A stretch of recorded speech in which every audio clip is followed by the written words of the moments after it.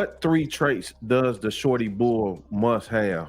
What were you breeding for on that aspect? Well, I wanted it to be short and bully. Okay, Shorty Bull. So I wanted short and bully. I set the standard at 15 inches, not over. You couldn't go over that. But I didn't want a 15-inch dog.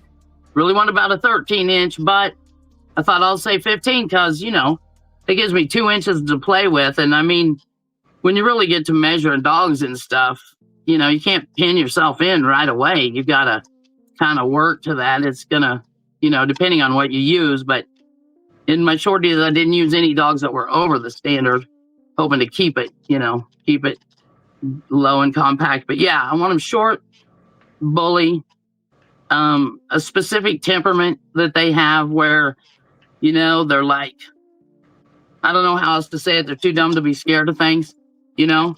Now, don't nobody get offended at that. That's a good thing. It's a good thing.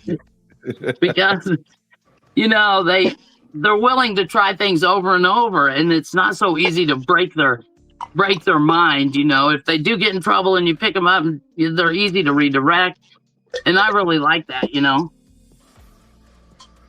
That was one of the things that was important. But most of the people that have a Shorty Bull that have had other dogs, they say, no, what'd you put in here? This, you know, this temperament, this personality is, you know, different than anything else I had. And it is different. And I don't know exactly how it got to be just part of this and part of this and part of this, but it did.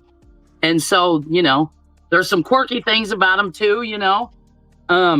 If you spoil a Shorty Bull, and I mean, if you never have limits for it and it gets to do what it wants, you're probably going to have a little tyrant of a dog because they catch on to that real quickly. But if they have a routine, they're wonderful, you know. But they need that routine, you know, and they need limits and they need boundaries like any dog. Mm-hmm.